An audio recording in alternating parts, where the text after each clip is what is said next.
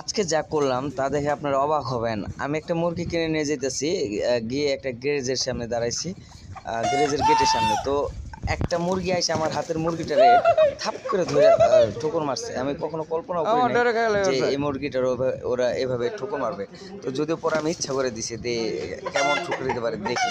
But এই দুইটা মুরগির ওজন প্রায় এক একটা 7 থেকে 8 কেজি, তার মানে দুইটা মুরগি 16 কেজির মতো ওজন। আমার এই মুরগিটা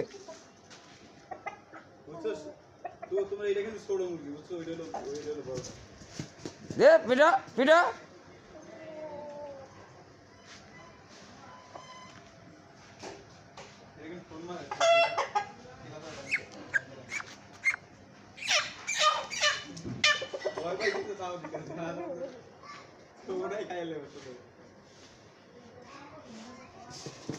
পিঠা